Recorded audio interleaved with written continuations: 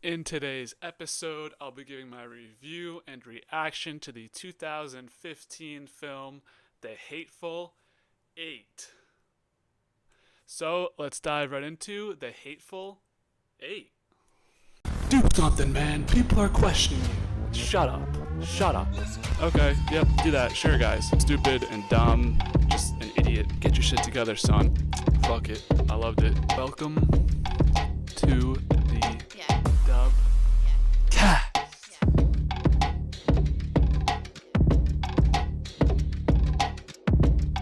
The Hateful Eight was released on December 7th, 2015. The genre is a Western. The runtime is 2 hours and 38 minutes. The budget was anywhere from $44 million to $62 million. The director is Quentin Tarantino, who has been on a heater for me. I've watched Reservoir Dogs, Pulp Fiction, just watched Django Unchained, did a review. Go check that out if you want to. Once Upon a Time in Hollywood. So pretty good movies so far. So I was excited to get into this one, learn more, a little bit more about Quentin Tarantino's filmography. Only have a couple left if he's going to be doing 10. So we're halfway there, or over halfway there after this movie. So this movie stars Samuel L. Jackson, Kurt Russell, Jennifer Jason Leigh, Walton Goggins, Damian Bichir, Tim Roth, Michael Madsen, Bruce Dern, James Parks, and Channing Tatum. So, if you're new to the channel, I do my overarching review, give a score, compare that score against the other scores we've reviewed so far on the DubCast. Then I'll give my thoughts and reactions to the movie as things occurred. So, starting it out, I think this movie was another beautifully done Tarantino movie. I think this is top 3 for me so far. I'm really starting to appreciate what Quentin Tarantino can provide as a filmmaker and director. I see the hype now. At the beginning, I was a little bit skeptical about where this movie was going, but this genuinely was a pretty captivating movie throughout the runtime. I mean, you have a runtime of 2.5 hours over that, and it still was very entertaining minute through minute. Like, you're not pins and needles waiting to see what happens, but there's not a moment in time where you're like, oh, this is boring. I'm gonna check my phone or something. This was a great movie from beginning to end. I do love the concept behind the movie, just 8 quote unquote random people stuck in an inn together during a blizzard, with all different types of ulterior motives. We don't really know what's going on with all of them. We get a brief little background about each of them, but we don't know what their actual motives are, who they are. So this now being my 5th Tarantino movie, you can definitely pick up on his style he goes for, and I do appreciate it, although it is a little bit different than what you traditionally expect from a standard movie. But I think that's what sometimes adds into the lore, as the kids would say, of Quentin Tarantino. Him being able to provide this kind of different style, but still making these gas movies. So I think Samuel L. Jackson in this movie killed it as expected. I mean, in Pulp Fiction, he was amazing. In Django Unchained, he had a bit of a smaller role, but still did great within that role. And everyone else had nice little roles. I felt like every character was a bit compelling in one way or the other. You don't really know who to even root for because they're mostly likable until you start to meet them a little bit more and learn a little bit more about them. So yeah, I thought they did a great job with the storytelling as well, building up the characters. The action doesn't really occur until later in the film, and I think that's totally okay because the dialogue and interactions between all of the characters just keeps you right in that right in there in that scene with them. You feel like you're at the haberdash, like they are, haberdashery. Sorry. So I thought that this was just, I mean, I can't say it enough, just an entertaining movie throughout. I love the dialogue, but the back and forth. You have different complex characters all spending this time together. You don't know who's with what everyone thinks of each other. I mean, they kind of make that known, but them just interacting. You have one night to stay here at this blizzard, and then you're going to be on your way, but, we know what happens. Anyways, I think this is one of the stronger middles of a movie. It's kind of hard to nail down that middle part of the movie. I think that's where in a lot of my reviews, I mentioned the middle of the movie has lost me. Like we're an hour and a half in, and there's nothing going on. It's just kind of like going through the motions. But this one did a great job of keeping me entertained. I've said that like 4 times now, so I'm gonna move on. The ending was obviously pretty good. This was great cinematography again as well, with the snowy backdrop theme making you feel like you're right there, and that being relatable with me having watched this during a snowstorm and that having snow outside. Obviously, it's not like the snow was there, but it was kind of cool to be in that winter setting while also watching in the winter. So The ending twist I thought was good with the explanation scene beforehand as well.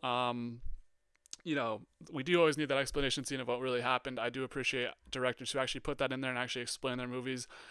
Christopher Nolan and Tenet. Anyways, it's nice to actually see what happens and understand the background. Like, we were kind of wondering what the whole story is behind these guys in the haberdashery. Then we learn right at the end that they had this whole scheme to get the sister back. So it was nice to have that scene and also be able to understand what was actually going on before we got our eventual ending. So also the appearance of Channing Tatum in there as Jody. I didn't see that he was starring in this movie. I didn't even know he was in this movie, but him to appear like halfway through was pretty cool. And him being like a main figure in the story, but he wasn't obviously in the movie for a long time. I thought that was a nice little twist there. I didn't feel like that little scene there took away too much from the end of it, and it was fun to calm down in a sense because, you have these high tensions, everything's happening all at once, and you get the little background story, so it is a little bit less high pace and whatever, but, we get the full backstory, you see everything unravel, and also that scene becomes very high octane once you realize what's going to happen to all those poor people in the haberdashery.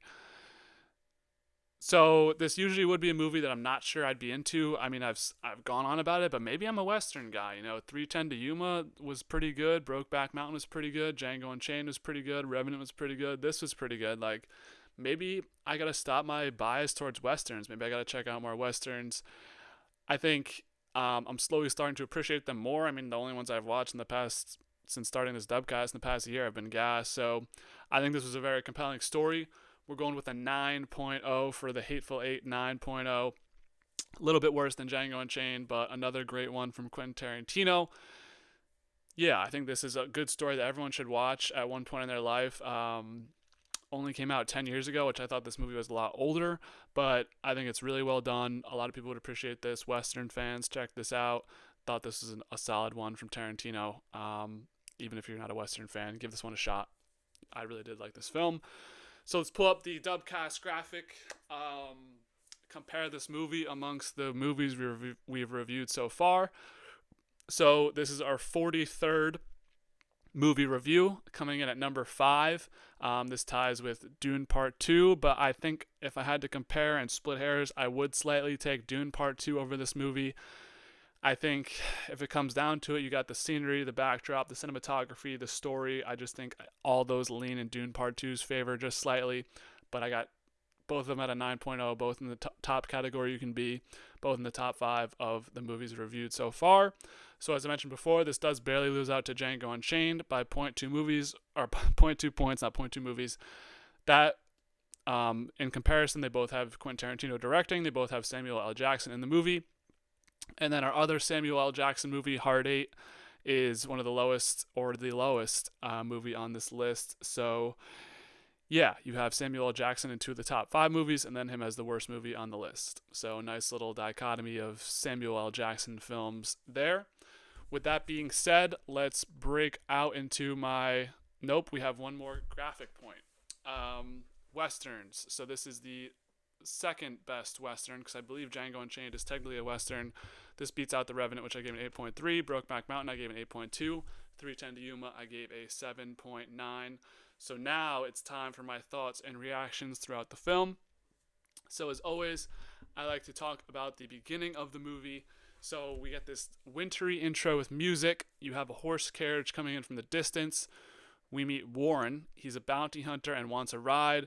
He runs into someone he shared a dinner with, and he has a bounty worth 10K, this person who he shared a dinner with, named Daisy Domergue. I think Daisy Domergue is just a crazy choice for a name because it works so well. Like, the amount of times Kurt Russell's just like, Domergue. I love that last name. So yeah, at the beginning of this movie, I was really confused. I'm like, is this just another Django Unchained? Like, is that what we're doing here with the bounty hunter? And then he meets somebody in the forest, and then they ride together in a carriage. Like, that's literally the same beginning of Django Unchained. Did Quentin Tarantino just have the same idea for the intro to both movies and just make the whole thing over and over again? But no, we branched off a little bit, but I thought that was an interesting comparison there once you have the beginning of Django and the beginning of this movie. Cool intro, Samuel L. Jackson as a bounty hunter. Who would say no to that? So we keep it moving. We learn a little more, a little bit more about Warren and the man he's with. So Warren actually has a letter from Abraham Lincoln, and they had a correspondence during the war. Daisy Domergue is riding in the carriage with them, and she spits on it, and then Warren smacks her out of the wagon. That's my letter, bro. Don't fucking touch my Lincoln letter. Obviously, we come to find out later on about the letter. We'll save that for that, but already this movie's off to an interesting start because you have just three totally different characters. Bounty hunter, both of them are bounty hunters. Domergue's got $10K in her head for her body to be hung. You have the Warren, who has his own collection of bodies, and then you have the other bounty hunter who's collecting Domergue. So it's just a really interesting trio, and that's only for a couple minutes we even get that trio. So, yeah, interesting that Warren would get a correspondence from Lincoln. I guess I just kind of dismissed that, but they explain later on that would really not make sense. But that went right over my head. I was like, okay, sure, he has a letter from Lincoln. I believe it. So while they're traveling along the road, they meet another guy who comes yelling up for help and a ride. This is going to be Chris Mannix. He is going to be the sheriff of Red Rock. Now, I'm forgetting the explanation on why he was just stuck in the middle of the woods as well. I think something had happened to his horse. But yeah, the new sheriff, sheriff back then was like a pretty legit title. You're not a superstar, but that's like the man of the town, That's the guy who does everything, gets shit done in the town. So for him to just be stuck in the middle of the woods, I kind of was sus on this guy for a long time. I didn't think he was truly who he said he was. Of all the people, I thought he was the most suspect, to be honest. But yeah, he's coming here now. He's going to get a ride as well. And Kurt Russell's character actually gives, John actually gives the gun back to Warren. So he had made Warren give him all of his guns, didn't trust him. But after their short little time together, he actually trusts Warren now, so gives him his gun back to protect him from Mannix and protect him from the bounty. I think the kind of, not the overlaying thing here, but it's kind of clear that John is worried about someone coming for Domergue. I'm not sure how would word get around that fast that he just has Domergue in his possession. Maybe it's like Red Dead, where if you have a bounty, all of a sudden 8 people just show up from the middle of the woods to come kill you. Red Dead 2, that is. But yeah, he's very overprotective with his bounty. 10K back then, 10K now, you ain't kidding. 10K back then is probably like 100K at least, probably 300, probably 500K. Someone who runs the inflation numbers, get back to me on that. Anyway, so now we have the 4 travelers all together, and we learn a little bit more about Warren. He burned 47 Confederates alive, but also burned 37 Yankees alive, which caused him to have a high bounty price on his head during the war. So yeah, it's a weird thing here. So I think he just wanted to free himself, but if you add those numbers together, you're at 84 people that he killed with a fire, freeing himself from imprisonment, I think. Obviously, Samuel L. Jackson is black, and his character is also black. So in the Civil War, the other side was not looking fondly upon people of color, so maybe that was why he was in prison, but he was able to free himself while just burning 84 people. I think that would be an interesting scene to run back. I don't know how that would have played out, but that has actually caused Warren to have a bounty on his head. So that adds another layer of complexity to this, because what makes someone stop from just shooting Warren in the head and taking his bounty? And I saw a good point on TV Time, America's favorite app for watching movies. Not really, everyone's on Letterboxd, but someone was saying, I'll bring it up at the end. Remind me to bring it up at the end, guys. So yeah, a little bit more about Warren there. So they're going to stop at a haberdashery, which I don't know what the hell a haberdashery is. There are other men staying there already.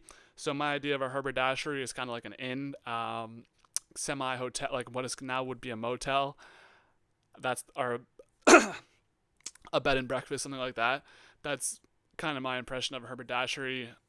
I don't know. I still haven't looked it up. I don't know what exactly it is, but essentially there's this huge snowstorm playing out, so they are going to need to all stay there for at least a night together maybe a couple days, and figure it out between each other. Like, we got to just be chill and cause no chaos here. Like, we'll just all get together and sing or be together through the night. But of course, there are 8 different people from 8 different walks of life, so we know that ain't gonna happen.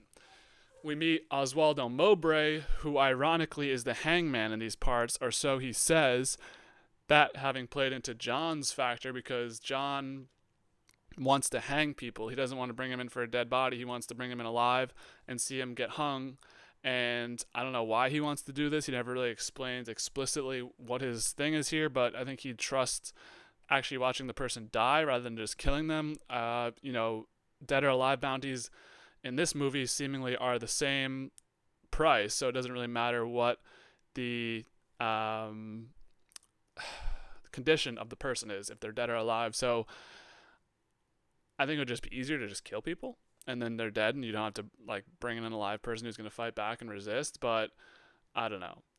I guess John is just going to be resistant to that and only want to hang people. And that's his principle. I mean, a man got to have a code, as the great Omar once said in The Wire.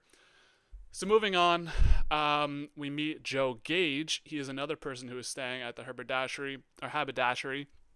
So he is going to visit his mother right outside of Red Rock. And then there's another old man on a chair there who doesn't move from the chair the whole movie.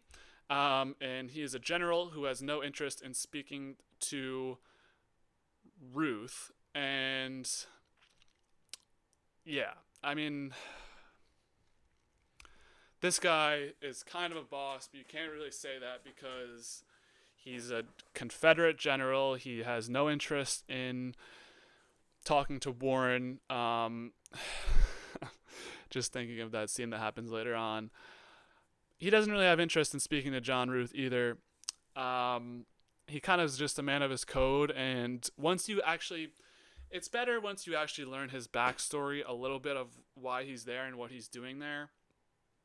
But yeah, it's hard for me to have positive thoughts on someone who's racist like that. Granted, it's 1800, half the country was racist and was anti-black people, so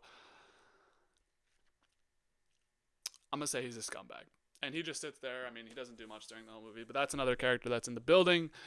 And yeah, we come to find out that his name is General Smithers. Him and Warren were obviously on the opposite sides of the war.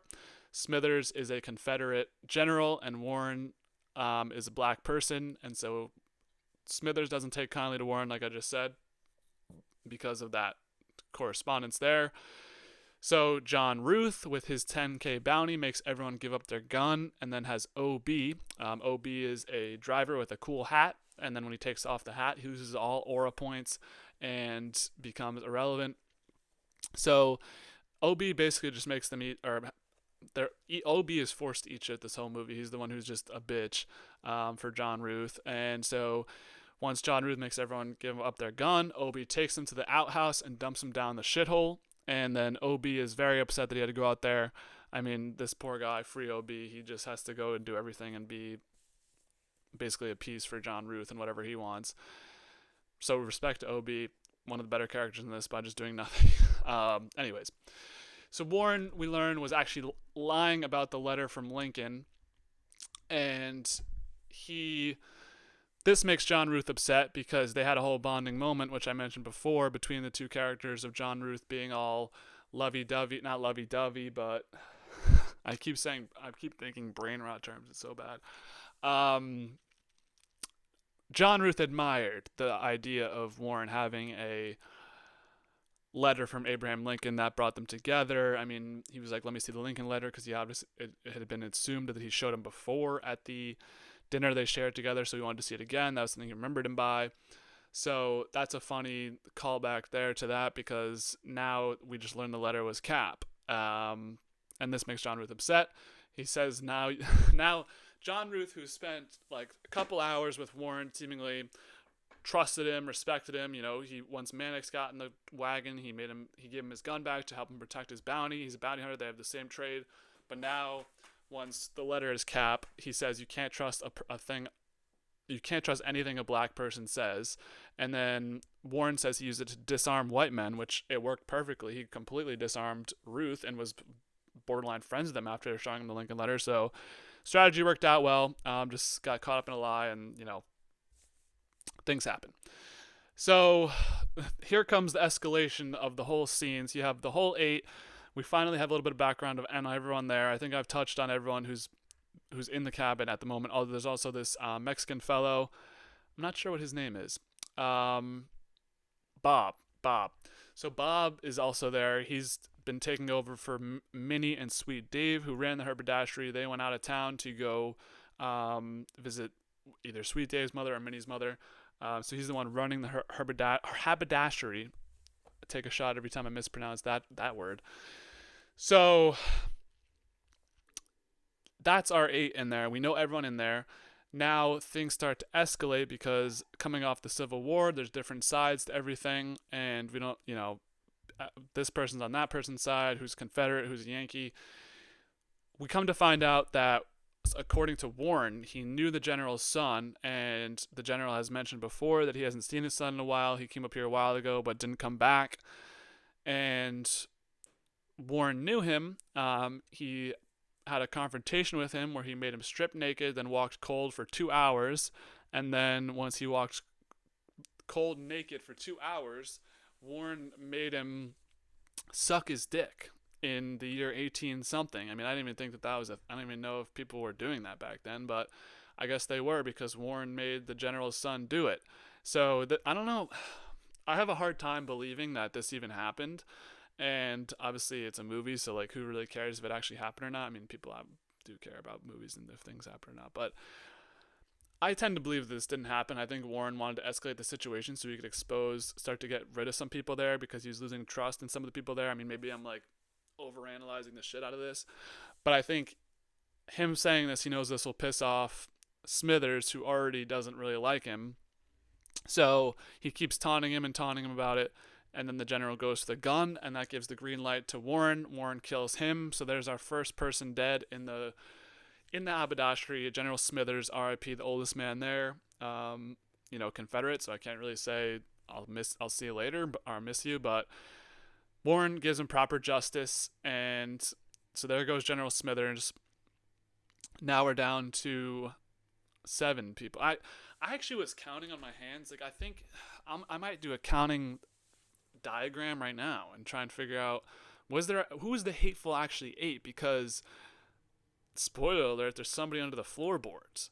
So we have Daisy Domergue, John Ruth, Warren, Mannix, Bob, OB, General Smithers, the other guy Mowbray, and then what's his face, the other guy who's kind of irrelevant, Joe Gage. So that's not, we're already at 9. Then you factor in Jody, that's 10. We're already at 10 people, bro. So who's the 8? Who are we excluding? Are we excluding the general? Are we excluding Jody's probably off that list. But that's 9 people. So that was something that was throwing me for a loop. I was like, I think there's more than 8 people here. So maybe it's the Hateful Eight there after, because the conflict kind of arises after this when the General Smithers. So maybe General Smithers doesn't count as part of the crew there. Someone let me know in the comments who the actual Hateful Eight was. I mean, I'm sure it's a simple Google search, but I'll probably forget to do it after recording this. Anyways, the situation has escalated. Someone has poisoned the coffee. Also should mention that on each different part, I believe there's 5 different chapters. This chapter I distinctly remember was called Domergue's Got a Secret. So the whole reason we know that somebody poisoned the coffee was because Daisy Domergue saw it happen. Now, Daisy Domergue hasn't really been saying much. She's been sort of quiet. I mean, she has some funny scenes of making fun of John Ruth and just being like background characters and being a background character and pointing out funny stuff, and like speak every time she speaks, it's kind of funny. She's kind of a Confederate piece of shit as well, but some of her moments are good comic relief moments. Anyways, we see John Ruth drinks the coffee, and he then handcuffs himself back to Domergue, immediately vomiting blood.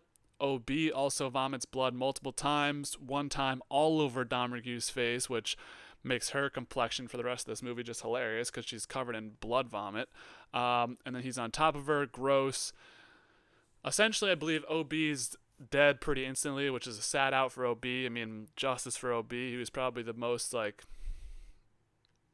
ethical character in this Hateful Eight group, and he just dies because he drank the coffee.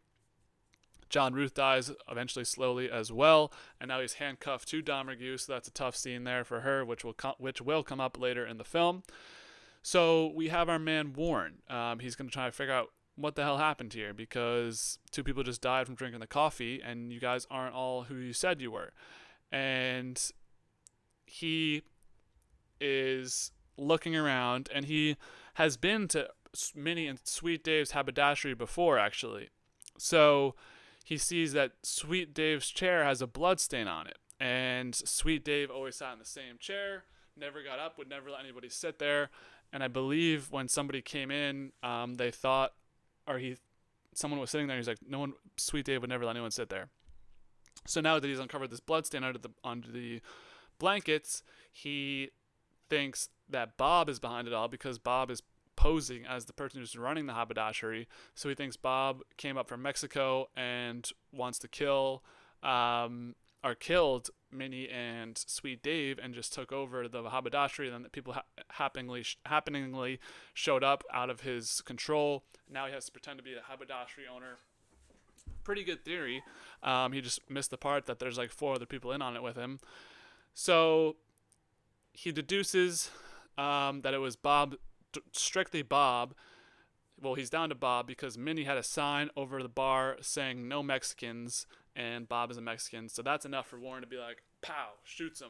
There goes Bob. There's another one down, our 4th man down at this point.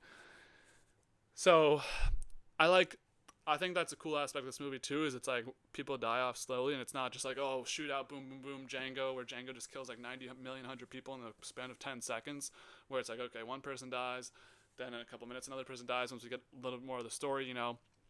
So there goes Bob after OB and John Ruth. So once Bob is dead, he now figures out that this has all been a scheme to free Domergue, because she has a 10K bounty in her head. She must have done something wrong, and she also has a whole gang of people. I believe it's the Domergue gang. She's the brother of the leader of the Domergue gang. So in having them all up against the wall, he threatens to pour coffee down Domergue's throat if someone isn't going to admit that they poisoned the coffee. And there's our boy Joe Gage, finally comes back to be relevant. He admits to doing it instead of watching Daisy Domergue drink the coffee and die. So now we have even more of a standoff where looks bad for the rest of the gang. Warren is going to do his thing and probably kill Joe Gage or figure out who else is in it. And all this comes to a head. He's going to do something, but no, he's shot through the floor. And then Mowbray shoots Mannix. Mannix had been on Warren's side during this because, you know, they had that ride back together. Warren figures that Mannix was just about to drink the coffee himself, so he can't possibly be behind it. And so it's now Mannix and Warren facing against the rest of the gang, the rest of the people that are alive. So once Warren gets shot through the foot, Mowbray shoots Mannix, Mannix shoots Mowbray. Joe Gage lives because he doesn't have a gun. So then we go to our flashback. So it's like crazy shootout happens, blah, blah, blah. And that's when you get that scene of the flashback scene of everything transpiring. Now we are with the 4 passengers, and we learn a little bit about their backstory. So we have Mowbray, Gage, Bob, and Jody. They hang around the haberdashery for a bit. It's a hard scene to watch because you know it's about to happen to the people in the haberdashery, and they're nice people, you know, Minnie and Sweet Dave. There's also another woman there who's cutting fruit for them, you know, very nice, innocent woman. And then Sweet Dave's playing chess against General Smithers. So remember, that's why General Smithers is sitting there during the whole entourage. So yeah, all the people in the haberdashery are dead. We get the backstory. They're there to save Domergue. Jody is actually Daisy Domergue's brother, and he has the biggest bounty of them all. So the whole plan has been in motion for Jody and the gang to come and save Daisy Domergue at the haberdashery. I'm not sure how they knew exactly that John Ruth would stop at this exact haberdashery, but maybe it's the only one out there on the way. That seemed like that was kind of the case there. So Jody, after he shoots Warren in the foot, they kind of have him in a little bit of a standoff. You know, they're about to shoot Domergue once they figure out the whole plan. Daisy Domergue, that is. They're about to shoot her. If they don't do or if Jody doesn't do what he wants, that's kind of Warren's key bargaining chip, because if he doesn't have that, then Jody and them could just, kill him. But he has the gun, and he can just shoot Daisy Domergue if he wants, and this whole plan would have been for nothing. So he comes up through the basement, throws his gun up, and then Warren blasts his head off. So you got Jody Domergue dying right in front of Daisy Domergue. Crazy, crazy scene. I mean, this is when things have already hit the fan, but this is when things just even hit the fan exponentially. So you have Channing Tatum is now dead. Jody's dead. So they were all part of the Domergue gang. They have secret names. Most of them are worth about $10K each. Jody's worth more, but now with his head blown off, I'm not sure he's worth that much. That's why Daisy Domergue was worth $10K, because she was a part of that gang. So really left standing, we have Daisy, Chris, Mannix, Warren, who we thought was Mowbray, who we thought was Joe Gage, and that's it. I mean, there's 5 people left. So Daisy now is in the middle of this all. She's trying to make a deal with Mannix to get him to turn on Warren, and then they could just walk out of there all the same. But Mannix realizes, if I'm going to be here in this thing with a couple days of being with gang members, like, this isn't going to go well for me. So while all this is happening, Warren shoots Pete dead. I believe this is Joe Gage. They all have different names, so I'm forgetting exactly who this is. This might be Mowbray either way. It's Mowbray. So Joe Gage makes a run to kill Warren and Chris. He has this gun under the table. I mean, they prepped the whole place with guns everywhere, ready to pull off this action. But Warren shoots him dead, so now it's Chris, Warren, and Daisy. Warren, when attempting to kill Daisy, runs out of ammo, so Chris denies the deal, saves Warren, but Warren and Chris are both severely injured. Like, they can barely move. They're on the bed together, awkwardly enough. I mean, Daisy has John Ruth's body handcuffed to her arm, so it's really just like a weird standoff situation with the last 3 remaining characters. So Chris, in the moment when they need him most to finish the deal off and kill Daisy, to finish the sequence here, they need him to just kill Daisy, but he falls over, has a moment of lapse, tiredness, something. He just falls over. So Daisy tries to get over to him, but she's still attached to John Ruth. Mannix wakes up just in the nick of time to kill her before she gets the gun.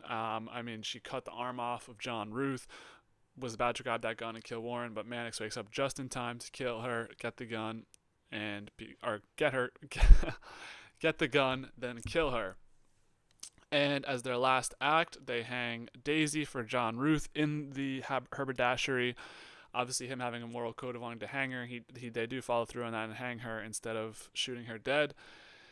So, yeah, I just capped completely in the last part because they didn't kill her yet. They took her and then hung her. So at the end, Chris reads the letter to end the movie, and there won't be many coming home song plays. Good way to end it off. Good soundtrack also as well. Didn't really stick out a ton, but this hit home at the end. So that's Hateful Eight. One of the top movies reviewed so far. I really enjoyed it. This whole movie, everything. It was a great watch, and I can't recommend it enough. Quentin Tarantino is in my Mount Rushmore of directors currently, with Martin Scorsese, Christopher Nolan, and Denis Villeneuve. That's my top 4. So excited to watch more Quentin Tarantino movies in the future. What did you guys think of the Hateful Eight? Did you like it? Did you not like it as much as me? What were your opinions? Leave them down below. Feel free to leave a like, comment, subscribe. We got more content coming on the way. Next movie review will be Arrival. I think I'm going to have a lot to say about it. I could also be capping, but it made me feel a certain way. I won't say if that's positive or negative. A little teaser for the next video. Besides that, UFC 312, Saturday, February 7th. Kind of a boring card, but hopefully we'll have our friend Shane back on and maybe more to cover that card. Besides that, the NFL stream will return next week. We took a week off this week. No really thing besides the Pro Bowl, and there's no one's podcasting about the Pro Bowl. Super Bowl predictions should be a fun one. Last live stream of the season. Besides that, in the near future, we have White Lotus coming back. We have TV shows grind starts after the Super Bowl, movie marathon stops, so expect maybe a little less movie reviews, but we'll figure it out. There's always more content coming in the DubCast, so I want to appreciate you guys every time for watching. I really do appreciate you even clicking on this video. So if you like what you see, subscribe below, and as always, be easy.